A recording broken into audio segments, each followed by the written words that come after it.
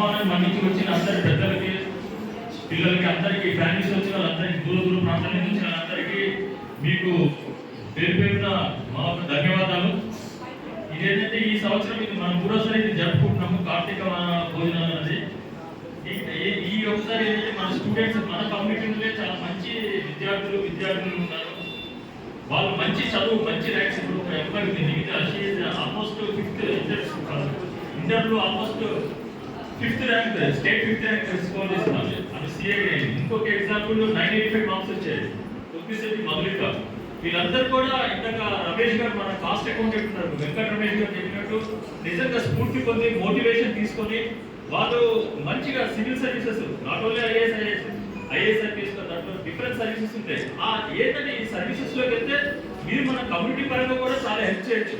ఇప్పుడు సాఫ్ట్వేర్ కంపెనీలో కొన్ని లక్షల్లో జీతం రావడం ఇంపార్టెన్స్ కాదమ్మా. ఒక్క సివిల్ సర్వీస్కి వెళ్తే ఆ హోదానే వేరు, ఆ దర్పమే వేరు. మనం నలుగురికి ఉపయోగపడతాము, మనం జాబ్ సాటిస్ఫాక్షన్ కూడా చాలా వస్తుంది. సో మీరందరూ దీన్ని స్ఫూర్తిగా తీసుకోవాలని కోరుకుంటున్నాను. దీన్ని యాక్చువల్లీ ఏంటంటే మా ఫాదర్ తరఫున నేను షీట్స్కి చేస్తున్నానంటే ఆయన గుర్తుల సత్యనామూర్తి గారు అంటే కమర్షియల్ ట్యాక్స్ ఆఫీసర్ అండి. ఆయన మన అమలాపురం అది యాక్చువల్లీ ఆయన అగ్రికల్చరిస్ట్గా చేస్తూ వ్యవసాయం చేసుకుంటూ చదివి ఎస్కేపిఎల్ కాలేజ్లో బిఏ పూర్తి చేసి ఆల్మోస్ట్ తర్వాత సెక్రటరీగా జాబ్ అయిన తర్వాత 1987లో ఆయనకి ప్రమోషన్ వచ్చింది కమర్షియల్ ట్యాక్స్ ఆఫీసర్ కింద.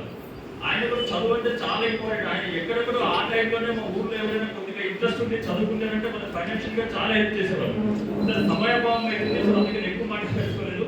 సో చాలా థ్యాంక్స్ అండి మీరందరూ వచ్చినందుకు. మీరందరినీ కూడా మోటివేట్ చేయాలని మోటివేషన్తో మంచి చదవాలని కోరుకుంటున్నాను.